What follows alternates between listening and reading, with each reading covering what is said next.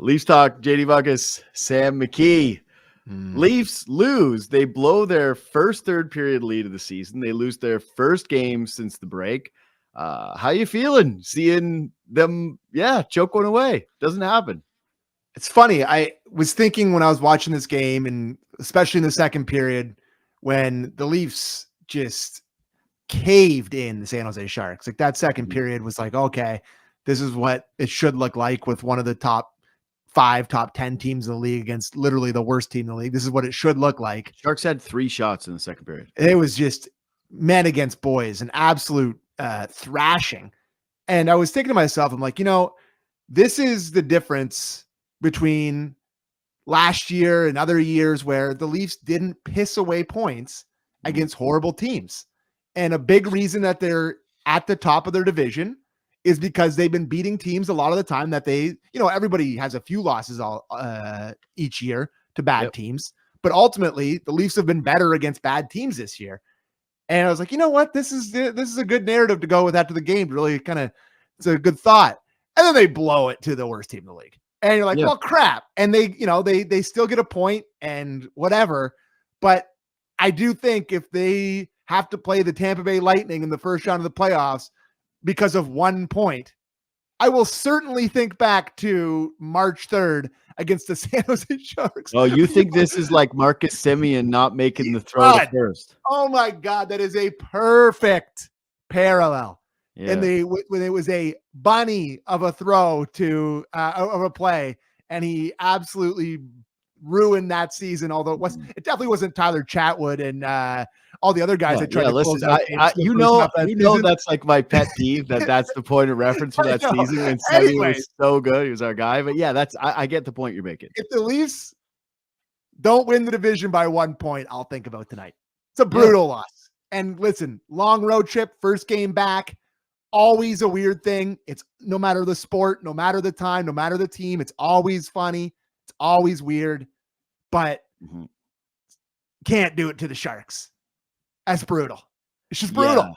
What else can you say? It's just an awful blown lead. Well, okay. So I guess I'm not torn on it.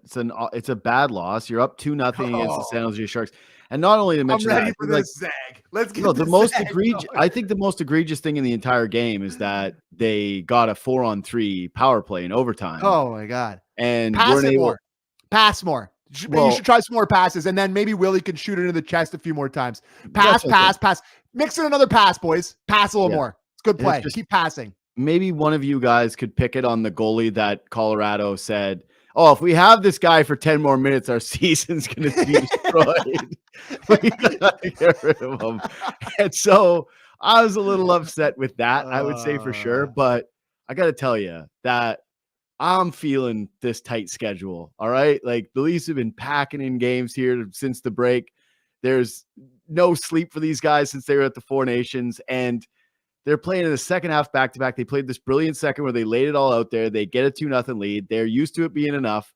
They don't have old faithful Chris Tanev back there, and they get one weird bounce off the side of the boards, and it just lands on somebody's stick. It's a wide-open cage. And then Stolarz overplays a puck. Benoit gets completely burned on the outside, and the second one goes in. Again, another, like, wide-open cage, and you could just feel it. Like, they didn't have their legs. You could see it. They look like they dipped their skates in concrete before tonight's third period. It was brutal watching those guys out there. Even you saw the cutaways when they showed Marner after a shift. He's like huffing and puffing, and Matthews looked ill tonight. Like, I don't even know what other way to put it. He's got like the bags under his eyes. He doesn't look happy. He looks sour all the time. I guess I'm kind of applying the Wool thing here, where it's like Wool has his worst game of the season, and you're like, hey, it's a bad game. You throw it in the junker, you trash it. Sure. And if not for the context that you just mentioned, which is like the Panthers and Tampa just refused to lose any games. Can't believe they didn't end up having an overtime game tonight. Like 2-1 win for the Panthers tonight. So does that mean they jump back ahead, or are they tied now? Honestly, I'm not. That's right there. Yeah, anyways. It's one of the two. It's right there. They're in a 3-way race. All three of these teams have been hot. Leafs at least grabbed a point. They sucked. but I didn't view tonight as like, oh, here's all the old habits. I just saw a tired ass group in a third period. So they're tied at 79 points Yeah. for sure. And I actually think that's all well said.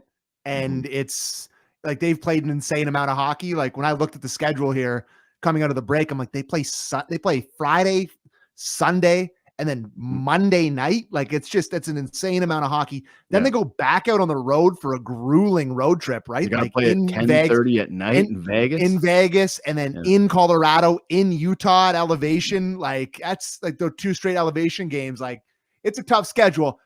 Having said all that, you're up 2-0 against the San Jose Sharks. Win the game. I'm win with the you. game. Win the game. Win the game. Buddy, when they got the 4-on-3 power play, I went, put this in the net in the first 30 seconds. And Nylander shot a bunch, like you mentioned, into the crest. Marner had what I thought was just an egregious overpass, trying to get way too cute, trying to find Tavares in the slot. It's like, buddy, you're past the hash marks, and it's Georgiev. Just pick a spot and shoot it. I thought Tavares' shootout attempt was like, what was that exactly?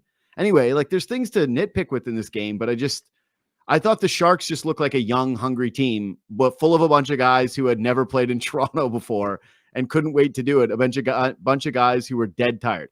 And that brings me to what I think is the story of the game. It's funny though, like just vintage out of conference hockey team. Jack Thompson from Curtis, Ontario fires one in the net. It's like, of course he did. Like, old Jack Thompson had 78 people at the game tonight. I'm just glad it wasn't Lil Jagrin. Okay. Like, thank God for small miracles and not having to suffer that indignity for 2 guys that were on the trade Lil Jagrin train, who apparently now, I think it's a little insulting. Trust tree. Yeah. Just no one listening, just you and me. Yeah. I thought he was pretty good tonight. Yeah, he's fine. Thought he was pretty good defensively and like made some good reads and like, thought he was actually pretty good tonight. He played a lot. I bet you was in the 20 range. Thought he was pretty good. So he was. My biggest thought with him was, I was like, did you always move this well? Like, you look good. I mean, we're used to watching Benoit. We're like, this guy can fly. 22-25 for Lily tonight, says Christian. So that's a big night. I'm gonna save my Liljegren thought for my pod tomorrow because your Lil Jagrin. Yes, Lil Jagrin. Well, I actually will say that. Buddy. I can't stand that he changed it to Lil Jagrin when he went there. Like, what? We couldn't be trusted with learning that. Half the guys called you that, screwing it up anyways, right? I'd say all of the uncles called him Lil Jagrin already. So it would have been a seamless transition. Not really sure why he couldn't entrust Leafs fans with that. Anyway, the story of the game to me is, again, maybe we've talked about this. We're still in the glow of the international best on best Canada. Son. Yeah. I got to tell you, watching the Sharks with Macklin Celebrini and thinking about the potential for, my son to join them in McKenna. It felt like how it must feel like if you're married and you run into your mistress at a restaurant where you're like, oh, what are you doing here? Like the Sharks are like a figment of my imagination. They never play in Toronto. It's one time a year. It happens in it's March 3rd today. And I just I love Macklin Celebrini. I don't know how else to put it. Like I didn't ask for the guys to cut a pack because I was just enamored watching this game. Buddy, dog on the bone, turned over how many pucks tonight? How many creative plays did he make actually where it was like, even his line mates, his buddy Will Smith, wasn't even able to pick up some of the reads that he was making. Just an incredible playmaker, incredible with the turnovers, lethal with the puck on his stick in terms of being able to create space and not let anybody get in on him. Like, he's awesome. He's so good. And I think that for me right now, he's on my Team Canada for next year. Like, I know he's a baby and maybe he hits a sophomore slump, but you got to make room for this kid. I think there's definitely, like, when you go to the Olympics, you take way more guys, right? Like the taxi or whatever. Like, he is right now on my taxi squad ability to play himself into the conversation of being on the real squad. No question. The thing that really jumps out to me, I mean, in overtime, I should have got the clip it, but like you, I was just like fanboying over this guy, but he stuffed Domi in a locker behind, but like the first one where Domi had the puck comfortably on his stick, lifts the stick, shoulder into him in one motion, gets it out front to Will Smith, who can't put it home. Like his quick, fast, hard decisions he makes with the puck on his stick and with the puck off of his stick. Like there's a couple times in this game where I'm like, oh, that reminded me of Matthews. That was Matthews-esque defensive play. Matthews-esque defensive stick, like just reading pucks, intercepting pucks, and passing it into dangerous areas. Like, I don't know what the quote unquote, slot pass percentage, big nerd stat there. I'm sure he's got to be up there because tonight, how many passes to the slot did he have? He must have had 5 tonight. So, and this was a audacious shootout attempt. If you're watching on YouTube, just a young man with a ton of confidence, and he was a millimeter from scoring. I believe I got a text from a certain coworker that I may be talking to right now that said, I wish that went in. And I got to tell you, brother, I can't totally disiagree. Like I said, I'm sitting at the table and my wife at the restaurant's like, why do you keep looking over there? I'm like, what? I'm not looking at anything. That young woman seems to know you. What's going on?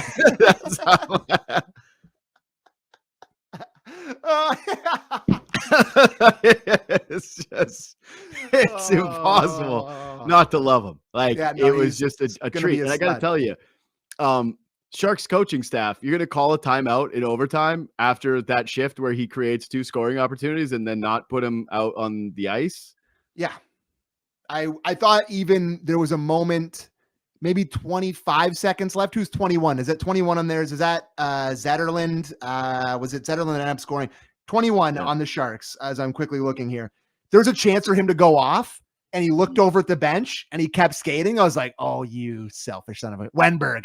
I'm like, Wenberg, get the kid out there, buddy. Like, what was that move? He like skated right past the bench with 25 seconds left.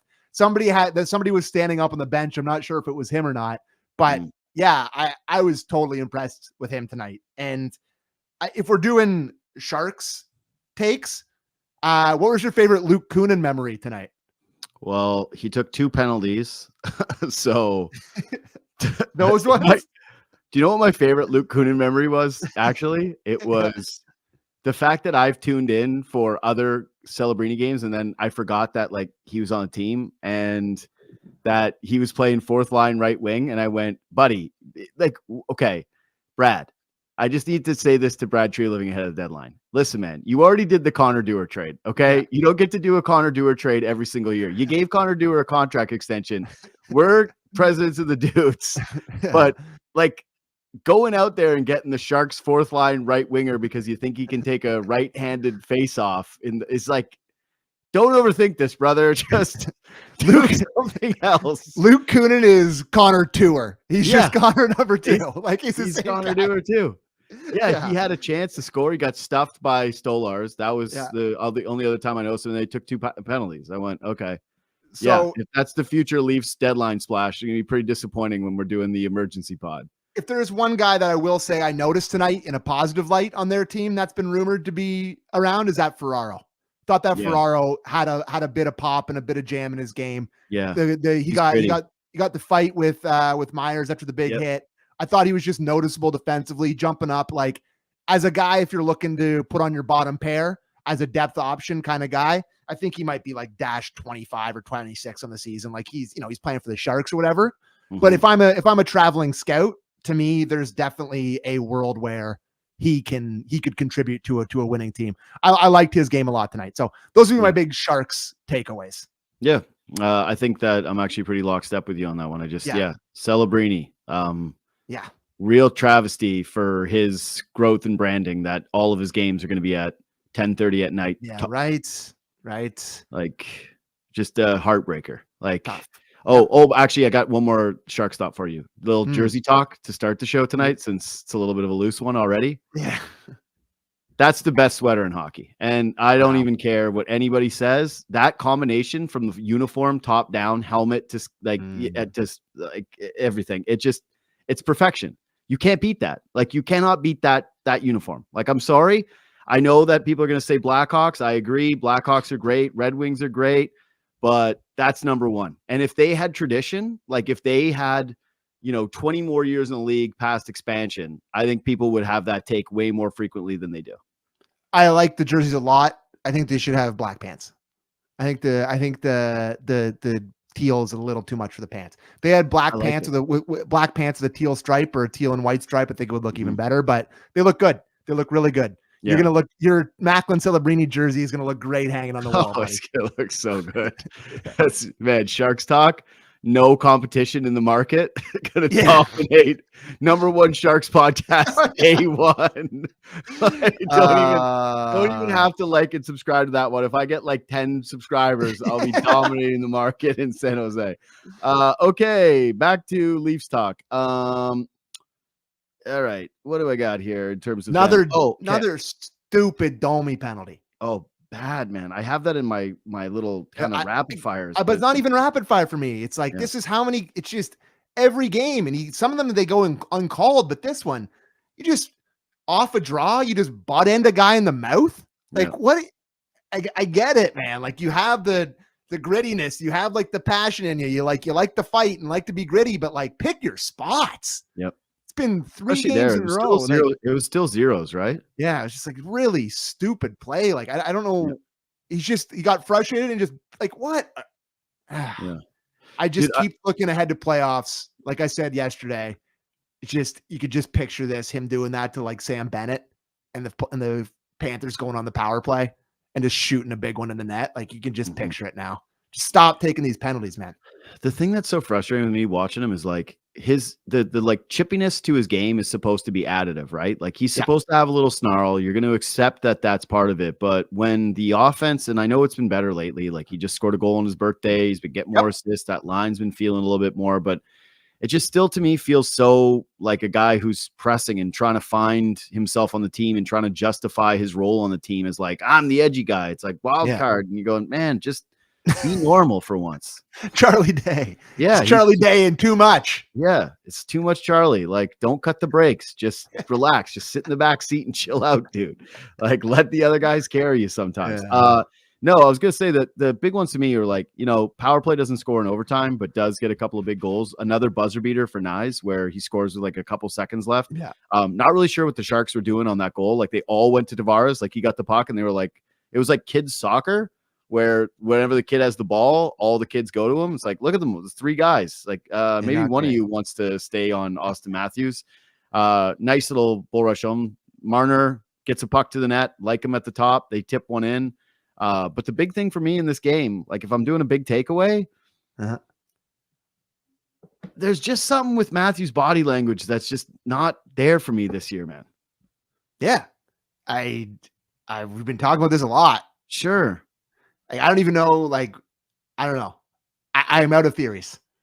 I'm out of theories. Okay. Can I tell you about the injury thing though, where it's like, okay, he hasn't been as physical in the puck battles. Like I think that's well established, but it's like, if he's that hurt, why is he on the penalty kill then? Right. Yeah. Like there's no way that if he was banged up that they wouldn't be resting him on a back-to-back against the Sharks. There's no way that if he was that banged up, he'd be on the penalty kill and be playing 25-55 against the Sharks on a Monday night in the second half of back-to-back. But it's just not, as the children say, the aura is not the same. And like you see moments in this where, again, maybe he was just gassed tonight, just like everybody else, but he felt it a little bit earlier. But I just felt like the shot at times was like rushed and he's not hitting his spots. Doesn't feel like he's able to get to his areas the same way. I don't like, and then they show him like when the camera close-ups, when they're cutting it away and he looks exasperated at times. Something's off, man. Something's off. The antennas are up on this. Like, I don't know what it is, but the antennas are up. Yeah. I mean, I think this has been like, some chances tonight. I guess you'd want to have some chances again tonight against the Sharks. I thought they were better yesterday, but I don't know. What did he end up with? He ended up with 6 shots tonight. If I told you that, you probably wouldn't believe me, but I don't know. No, I would, because all the shots, like, there was only one of them that I think was like really dangerous. It was like, oh boy, that was like a real sexy classic Matthew shot. Like a lot of them don't feel like the guy. Like if you were watching this game tonight and you saw those 6 shots, would you be saying that's the guy in the NHL that everyone emulates their shot after? No, I don't know what's wrong with him. Something's wrong with him. Like we're heading towards the deadline and you got to win the division, but I don't know. Like, I don't know how hurt he is. He plays 25 minutes here. Like he just looks tired. Tired. There's not a lot of zip to his game. And like, you notice him a couple times against the crappy Sharks, but like you would like him to be completely undeniable. Like last year, how many is he shooting past Georgiev? Like he's scoring a hat trick in this game, guaranteed. Yeah, this is a Matthews hat trick game. This is like the road to 70 goes through San Jose. Like guaranteed. Like he was undeniably great all year last year. And it just noticed him every night, dangerous. And it's just like, quite frankly, he's a shell of himself. I know that's a strong statement, but it's just, he's not even close to the same guy. So I don't know. Last thing for me, I would like them to figure it out because if they're going to go anywhere, they need him to be good. So we'll see. It's just so strange because again, like this is one where it's like, we've gone from banged up theories and it's like, oh, he's banged up and he did the Four Nations thing. But then, like you said, he plays 25 minutes and he's on the penalty kill. And you're like, how hurt can you be? It's a back-to-back. This is the number one spot. Like they just got Yarncroke back. Easy night for them to be like, hey, Matthews, you're not playing in this one. If he's even remotely, the team is even remotely feeling like there's a chance of re-aggravation or it's like earlier in the season. Anyway, I think he was obviously like really hurt throughout the season. I think that he's probably still dealing with something. Maybe he's not 100%, but I just don't think it's enough to validate like nights like tonight where it just feels so off. A big penalty gets drawn tonight by Pontus. He was one of their best guys through two periods. It's really hard to say that anybody. Pontus Forsberg tonight? Like, yeah, this guy was buzzing around. Yeah, he really was. Like, he was very good. I think this guy's like really battling for a spot, man. Yeah, you can sense it. Yeah. I think he's been, since the Four Nations break, I think he's actually been a really good contributing factor to the top six. Yeah. I mean, how many points does he have? I mean, he's probably like, that was an insane dive there that we're showing here on YouTube. An insane dive. But like, I mean, I can't think of, I mean, how many points has he got? It feels like a lot. It feels like it's more since the break than he had all year. He's skating hard. He transports the puck well. He gets the puck low in the zone. Like he does that move where he gets his arm out and he carries the puck in with one hand. Like he seems like the type of guy that if you're a skilled player, you'd like to play with. He does a lot of the dirty work. And he's elevated his game from a place where we used to laugh about him playing in the top six. He's just beating the puck to a square a lot of nights. And it just looks a lot better. So I don't know if he feels that his spot could be in danger. I think it still is, regardless of what happens in this little bit, but impressive night for Holmberg. So 6 points in 6 games since that return. Definitely more. Thanks, Christian. Definitely more than it was before the break. Yeah, I think it's been a good little run for him. Ideally, like I saw some rumors today. It was like floating around on Twitter that the Leafs like might look at Riley Smith, and I went, God, he'd be a nice fit up on that second line. Like that would work for me over what he ultimately is as a player. But what I will say for like regular season games like tonight, the thing that I really like about him on that line is we've talked about it and it's obvious, and you can say this is hating, whatever. It's worked for them. Like Nylander, I think, is second in the league in 5-on-5 goal scoring. He's got 35 goals this year. Like he's on pace to have this incredible season. The offense has been brilliant, but like he's been cheating his ass off out of the D zone. Like even tonight on that second goal, or the first goal, sorry, where it's like gets banged home. Yeah, it's because like partially because he's flying the zone. He's nowhere to be found on his man. And so it's like, it is what it is, but Pontus Holmberg helps you with that. Like, it's kind of the same thing when we were making the case for Riley always was, hey, he's at his best when he can jump up in the rush and he feels like there's other guys that are there to support him. And when you think about like why Nick Robertson would never get this opportunity and why Pontus Holmberg does, right? Why Max Domi doesn't get this opportunity and why Pontus Holmberg does. It's like, it's because of the byproduct of Nylander and the trickle down effect with the defensive game, which he's been solid 100%. At too. So yeah, fan of Pontus. Big Calle Yarncroc return.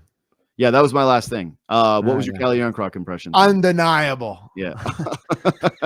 Like, I thought my biggest impression of him was like Mr. Defensive Conscience, weakest stick ever on Tyler Toffoli as he shoots it in a wide open net. That was my noticeable Calle Yarncroc moment tonight. They put him out there early. Bear down. Like, you know, I know he scores, but like make it hard. Yeah. Bear down on him. Hook him. Do something. Like he just stands there and like whacks at his stick. I know what happens quick, but like trip him or bear down a little bit, make it a little harder than just to tap in. But other than that, I thought he did the thing where he like skates really fast and it looks like he's trying to do something and just nothing happens. Yeah. That's my signature. I call that the Calle.